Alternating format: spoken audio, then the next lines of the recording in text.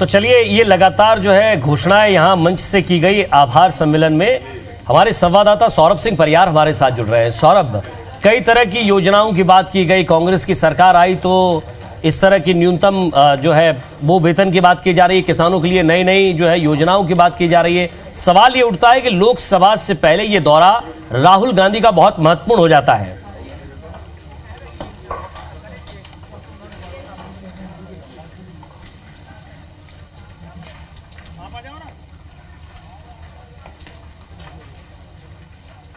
Live हो जाएगा, जल्दी चल रहा है।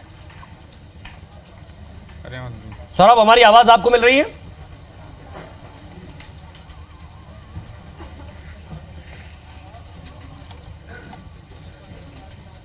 चलिए, आवाज उन तक नहीं पहुंच रही, लेकिन तस्वीरों के माध्यम से आपको हम बताने की कोशिश कर रहे हैं कि किस तरह राहुल गांधी आज रायपुर पहुंचे और किसान आभार सम्मेलन था। इस किसान आभार सम्मेलन में वो 2019 के लोकसभा चुनाव को भी भुनाने से नहीं चूके। उन्होंने मंच से ये कहा कि हम किसानों के लिए बेहतर काम करेंगे, ये सरकार किसानों की सरकार है। जिस तरह से हमने अपने घोषणा पत्र में वादा किया था कि हम सबसे पहले कर्जा माफ करेंगे, तो वो हमने किया।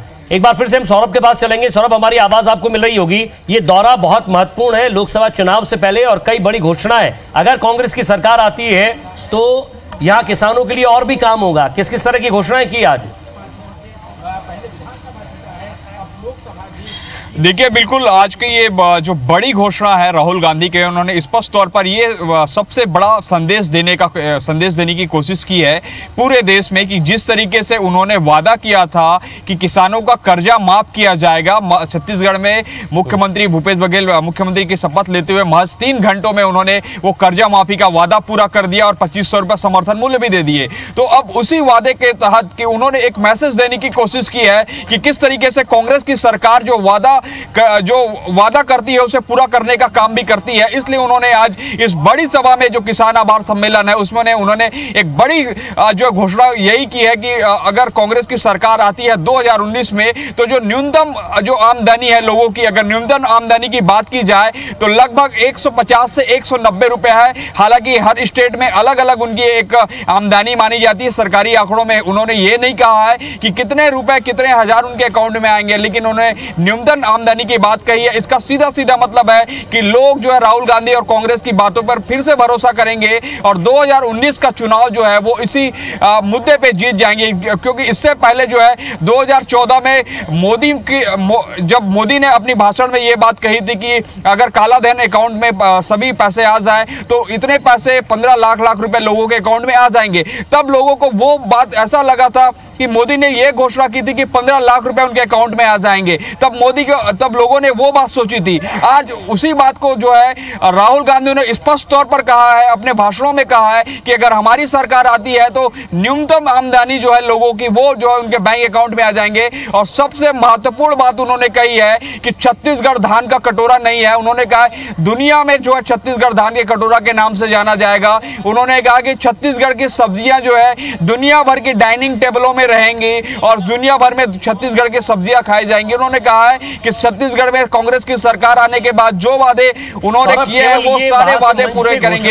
हालांकि उन्होंने दुनिया का धान का कटोरा बनाएंगे, यहाँ की सब्जियों को विदेश ले जाएंगे। कोई खाका है उनके पास, कोई ब्लूप्रिंट है या केवल चुनाव के लिए इस तरह की घोषणाएं की जा रही है? क्या सरकार को इसके लिए कुछ काम करने के लिए दिशा निर्देश भी है क्या? बिल्कुल ठीक कह रहे हैं पंडिया जी आप, लेकिन इससे पहले मैं खास बात बता दूं कि जब कर्जा माफी की बात हुई थी, समर्थन मूल्य देने की बात हुई थी, तब भी तमाम तरीके के सवाल जो है विपक्षी दलों के द्वारा, विपक्षी पार्टियों के द्वारा उठाए गए थे कि कर्जा माफी का कोई उनके पास रोड मैप नहीं है, किस तरीके से किनका कर्जा माफी होगा, किस तरीके से किनका कर्जा माफी होगा, वो इस तरीके के कोई रोड मैप नहीं थे। एक बात ये भी आई कि क्या प्राइवेट बैंक से उनके भी कर्जा माफी किए जाएंगे, इस तरीके के तमाम जो है विपक्ष ने सवाल उठाए थे। लेकिन अब जो है 6100 करोड़ रुपए का कर्जा माफी कर दिया है, 16 लाख किसानों का कर दिया है। तो ऐसे में एक किसान है और आम जनता है जो मतदाता है, ऐसे में कांग्रेस के प्रति जो है उम्मीद जगी है। और राहुल गांधी ने स्पष्ट तौर पर यह तो नहीं कहा है कि कितने हजार रुपए, कितने न्यूनतम आमदनी है एक किसान की या एक गरीब परिवार की भारत के, वो पैसे वापस आएंगे उनके अकाउंट में। लेकिन उन्होंने एक बड़ा मैसेज देने की कोशिश की है कि 2019 के लोकसभा चुनाव में वो न्यूनतम आमदनी जरूर देंगे। इसी तरीके उन्होंने साफ तौर पर कहा है कि छत्तीसगढ़ में हम जो है किसी के मन की बात सुनने नहीं आए हैं, हम जो है हम अपनी मन की बात नहीं कहेंगे, लोगों की मन की बात सुनोगे। उन्होंने स्पष्ट तौर पर कहा है कि आप मन की बात सुनेंगे, लोगों के लिए काम करेंगे, दुनिया में जो है छत्तीसगढ़ की अलग ही छवि बनाएंगे। छत्तीसगढ़ का धान का कटोरा नहीं है, ये केवल पूरी दुनिया का धान का कटोरा बनेगा। सब्जियों को विदेश तक पहुंचाएंगे, किसानों के लिए न्यूनतम आमदनी तय करेंगे और सबकी आय भी एक न्यूनतम आय के हिसाब से तय की जाएगी। हालांकि क्या होगा, कैसे होगा, ये अभी सिर्फ वादा है। लेकिन सौरभ, ये सारी चीजें हैं। बहुत बहुत शुक्रिया आप सभी का इस तमाम बातचीत के लिए। सवाल ये उठता है कि क्या ये चुनाव से पहले लुभावने वादे हैं या इन वादों पर सरकार काम भी करेगी? क्योंकि इससे पहले जो सरकारें आई थी वो लगातार इसी तरह के दावे और वादे करती है, लेकिन जब सरकार में होती हैं, नेता होते हैं, तब वो अपने वादे भूल जाते हैं।